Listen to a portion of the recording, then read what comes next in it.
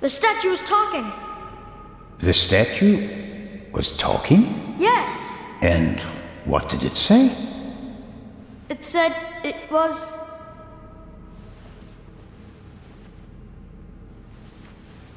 That's a very bad word. There's no gaming genre in which story is more important than this, the point-and-click adventure. I mean, that's the whole point of these games, telling a story and giving the player a central role in its progression. That's the thing, I mean, you're still playing, right? Piecing together the mystery may be the objective, but to do that, you're still playing a video game. So even if a game has the most interesting story in the world, if it's not a very good video game, it's kind of hard to care. It needs to play well, not just tell well. The Raven doesn't really do either.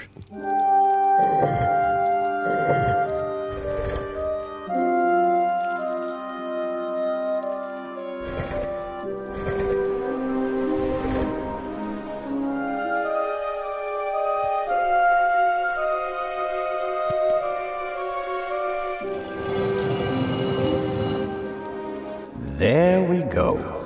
So this is Chapter 2 of The Raven, Legacy of a Master Thief. It's called Ancestry of Lies, and obviously it's picking up where the Eye of the Sphinx left off. Europe's most precious treasures are being plundered by a mysterious thief, known simply as the Raven.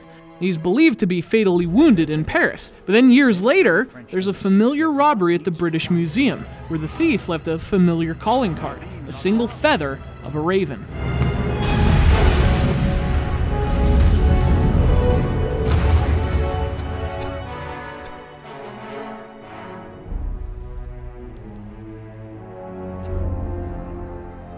So, is the Raven alive, or is there a copycat? Well, with these muggings mysterious, our police and detectives are furious, because they can't find the source of this lethally evil force. Sadly, with no April O'Neil on the case, we're left with Constable Zellner.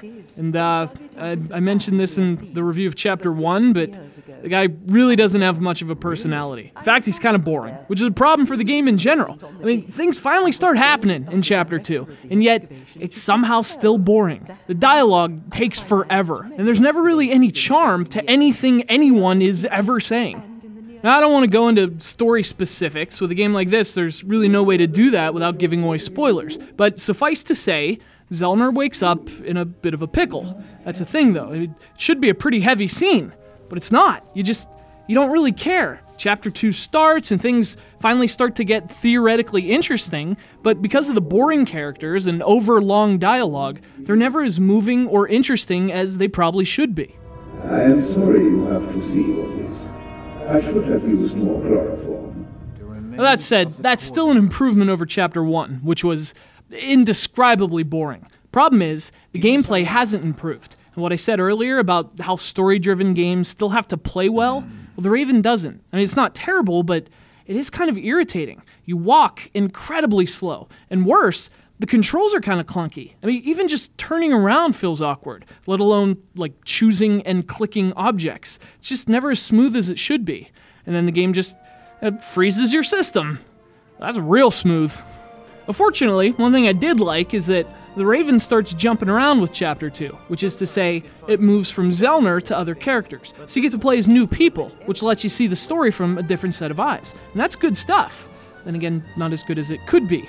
The new characters are never all that interesting either. And for a game that's all about story to have such flat characters and boring dialogue, I mean, that's probably the biggest problem with the Raven. I could say I enjoyed Chapter 2 more than Chapter 1, but that's not really saying much. Gameplay's still messy, the characters are still flat, and the dialogue's way too long. And even though the story's better, and the music's still good, and the environments are still nice, the Raven never manages to actually entertain you. And Ancestry of Lies feels twice as long as it actually is.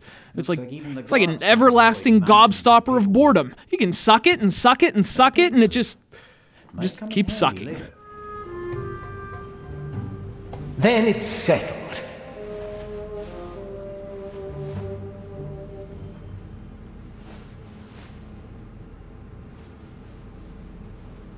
I didn't expect you to say that. Well, Mom, sometimes you have to take a chance.